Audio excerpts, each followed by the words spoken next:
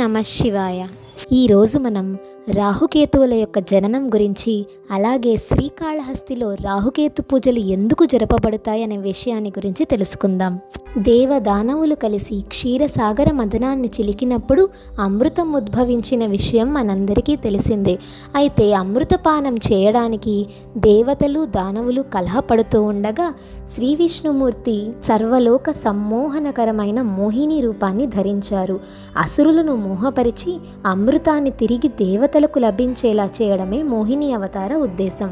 అప్పటిదాకా అమృతాన్ని ఆస్వాదించడానికి కలహమాడుతున్న అసురులంతా ఒక్కసారిగా దాన్ని ఆపేసి కళ్ళప్పగించి మోహినినే వీక్షించసాగారు. వారు మోహినితో, నీవు సరిగ్గా సమయానికి వచ్చావు, నీ దయతో ఈ అమృతాన్ని మాకు సమానంగా పంచి మమ్మల్ని అనుగ్రహించవా అని అన్నారు. ఇలా మోహిని అవతారంలో ఉన్న శ్రీ మహావిష్ణువు దేవతలను ఒక పంక్తిలో, దానవులను ఒక పంక్తిలో కూర్చోమని సెలవిచ్చారు. ఆమె దానవులకు మాటల మూటలను, దేవతలకు అమృతాన్ని ఇస్తూ రాసాగింది. అందులో కేవలం రాహువు అనే దానవుడు ఇదేదో మహామాయగా ఉందని గ్రహించి దేవతల పంక్తిలో కూర్చున్నాడు.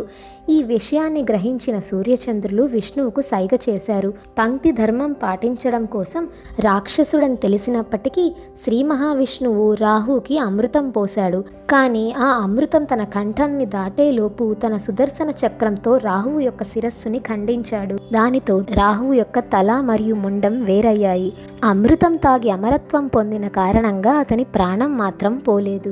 పట్టు విడువని రాహువు అర్ధ శరీరంతో, అదే తన శిరస్సు భాగంతో సత్యలోకానికి వెళ్లి బ్రహ్మదేవునికి నమస్కరించి జరిగినది వివరిస్తాడు. అమృతం పానం చేసిన తాను దేవతలతో సమానమని, తనకు న్యాయం చేసిన వారితో సమానమైన స్థితిని కల్పించాలని వేడుకోగా బ్రహ్మ అతనితో, నీకు గ్రహాధిపత్యం ప్రసాదిస్తున్నానని, ఛాయాగ్రహాలుగా నీ దేహంలోని 2 భాగాలు రాహువు కేతువులను నామధేయాలతో విశ్వాంతరంలో వక్రగతిన సంచరిస్తూ బాసిల్లుతాయని బ్రహ్మ వరప్రదానం చేశాడు. ఇలా రాహుకేతువుల జననం జరిగింది. శ్రీకాళహస్తి రాహుకేతు పూజలకి ఎందుకు ప్రసిద్ధిగాంచిందో తెలుసుకుందాం.